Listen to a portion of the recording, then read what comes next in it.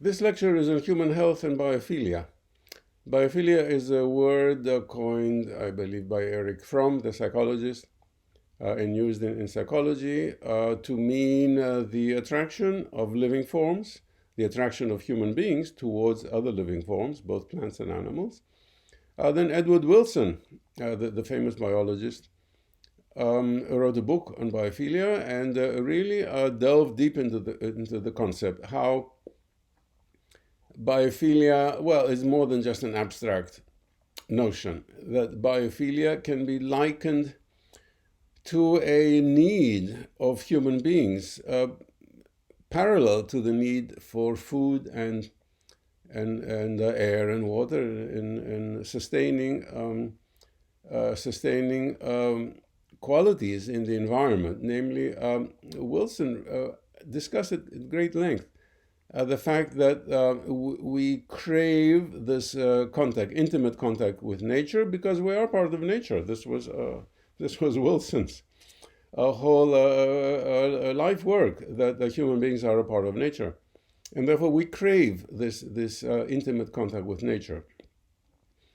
And on the other hand, being isolated from nature has terrible consequences for our mental health and physical health.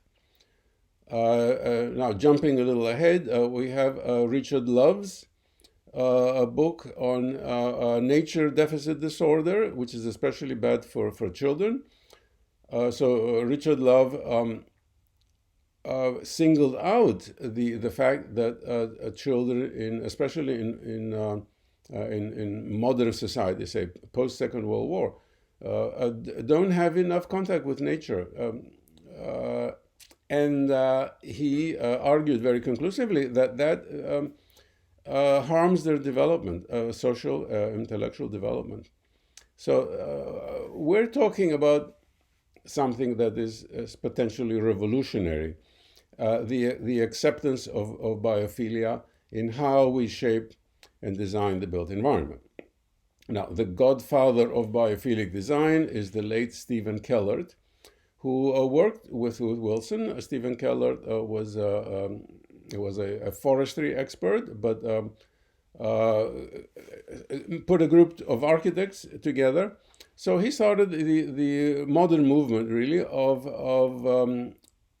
reorienting the design of buildings and cities to include biophilic elements. So we owe a lot to Stephen Kellert.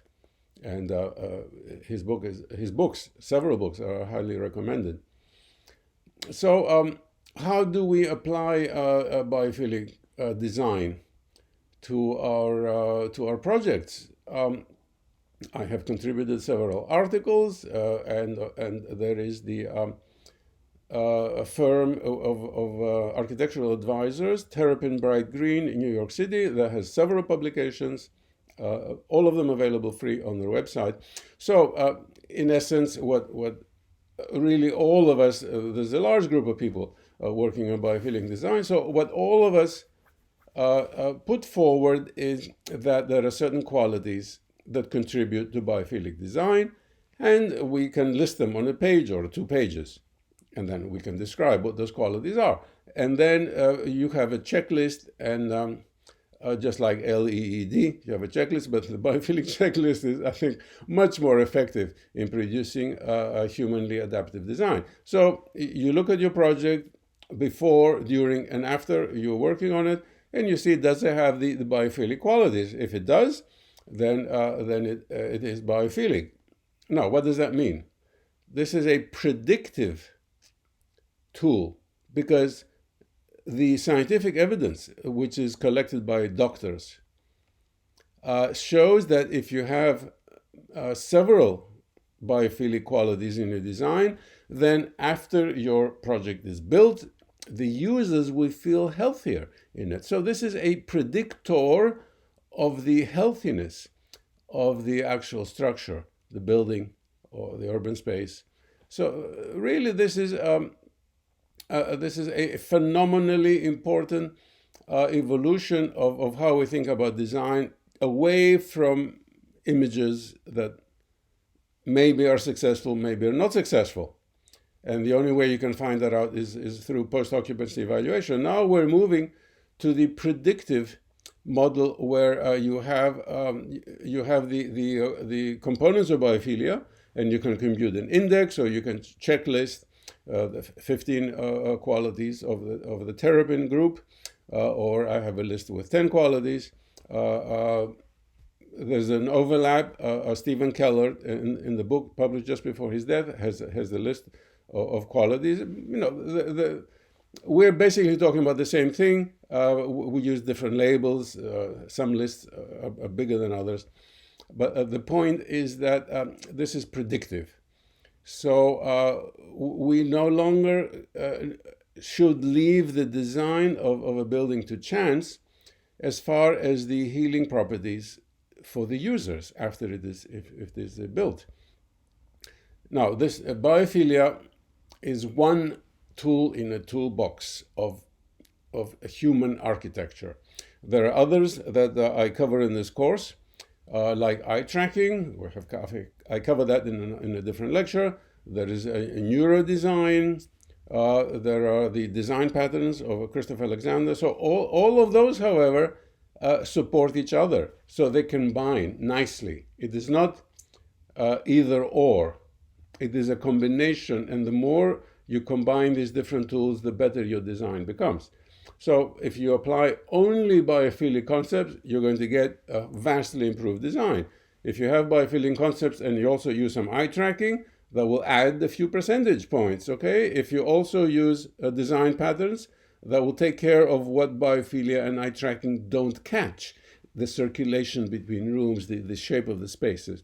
Okay, so architecture is a highly complex endeavor, and unfortunately has been left to just pure chance or applying very simplistic concepts to try to design a very complex environment for human beings.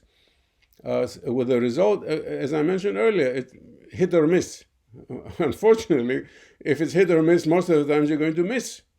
Okay, very rarely you're going to get a hit. So with the biophilia, and this lecture is concentrating on biophilia, you get the intimate connection that evolution prepared us for. Since the human body evolved from our ancestors in the forest, in the savannah, inputting information from the environment, which is natural information.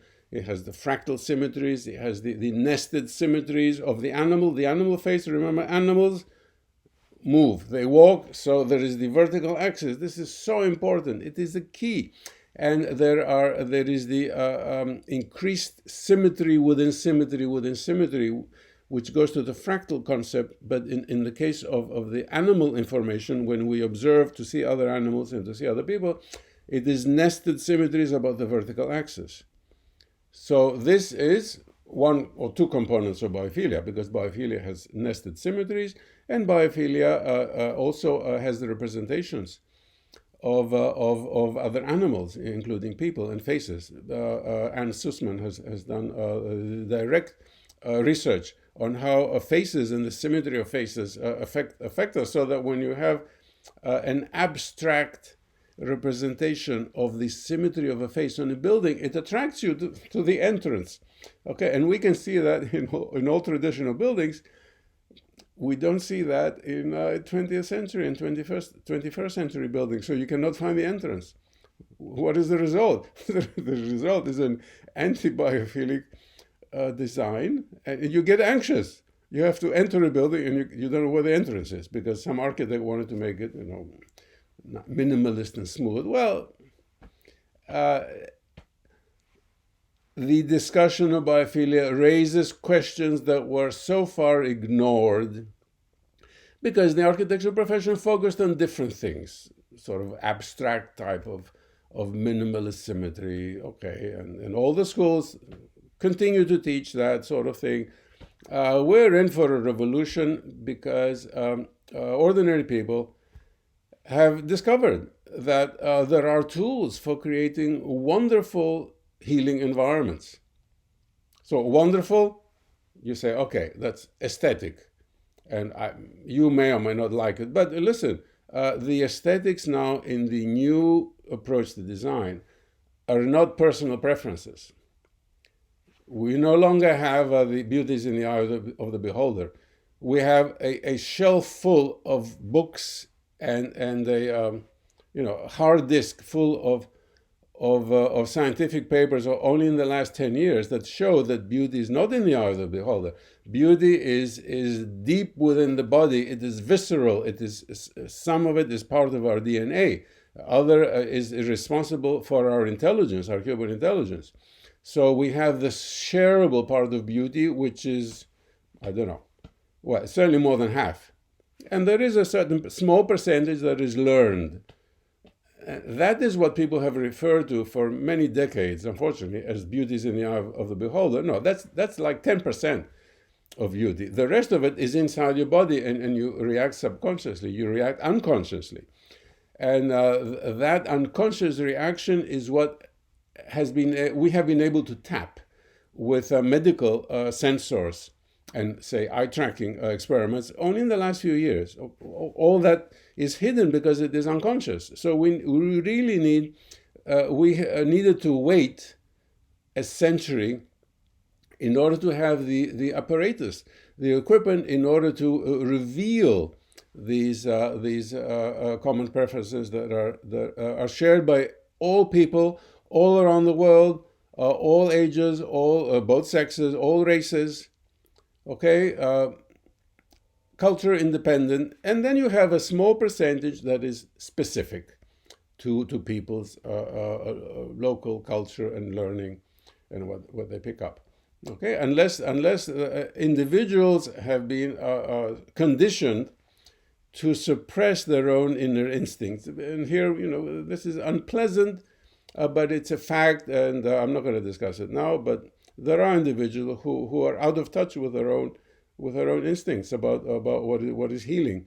So we have the healing part of aesthetics on one side, and on the other side, but not separate. On the other side, we have the actual medical measurements that show that the body heals in certain environments. So this is no longer aesthetics; these are direct medical measurements, and we have the list of those, and it coincides with the list of biophilic qualities, plus the other stuff that we discuss in this course.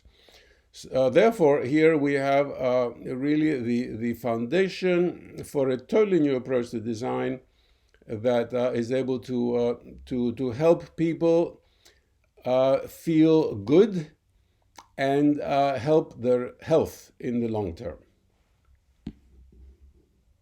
To conclude today's lecture, I would like to mention 2 points where not everyone agrees. It is worth mentioning this so that somebody who's studying biophilia does not get confused by what's going on.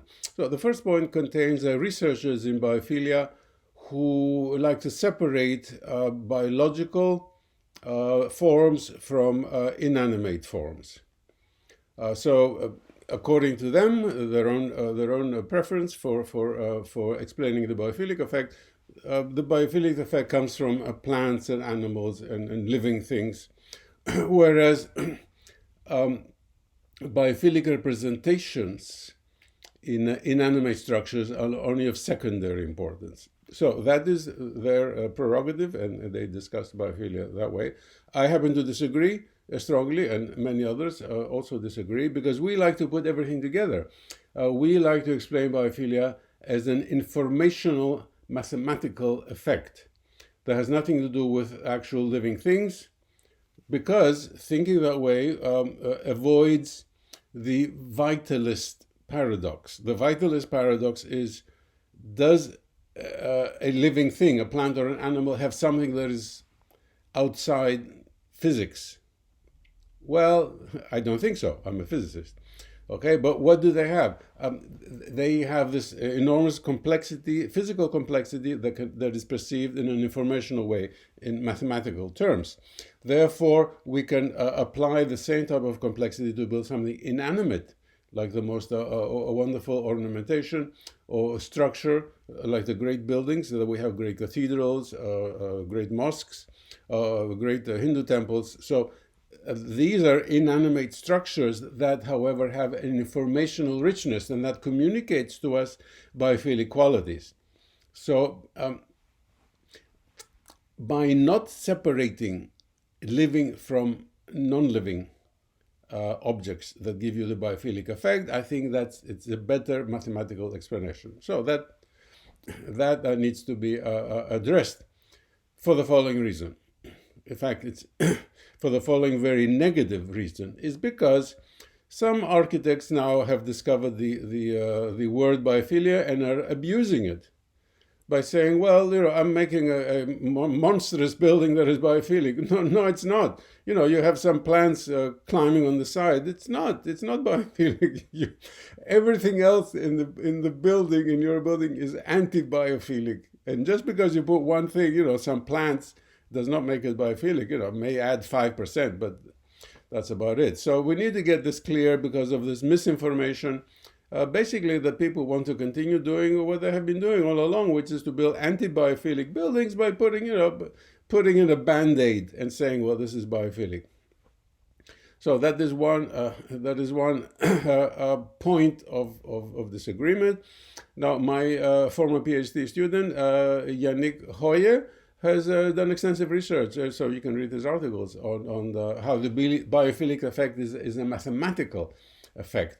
In the final analysis. So the second point of controversy I have already mentioned is that people are used to a century of anti-biophilic, not only ignoring the biophilic qualities possible in buildings, but working deliberately against biophilic qualities, which is a terrible thing to say, but when people who hear me discuss and then look and read the literature on biophilic design, you will verify that for yourselves, because there has been an insistence on certain typologies, design typologies, certain styles, very, very severe styles that are anti-biophilic. And that creates a conflict between us, the group of people who are promoting biophilic design for a better human health overall around the world, and an entrenched way of designing things that are anti-biophilic. And of course, you can't blame people if they have seen buildings designed a certain way using a certain stylistic vocabulary for a century. It is difficult to get people to change, because they say, well, all the architecture press has been saying these are wonderful buildings, and now you're telling us that they have terrible health qualities. Well, yes. Well, there's one exception, okay? The biophilic quality of light, natural light, that really was promoted by early modernism and continues today with the giant glass buildings, okay? Everything else about those buildings is wrong, but the natural light is good, okay? So let me give them credit for that. But, everything else just does not make it biophilic.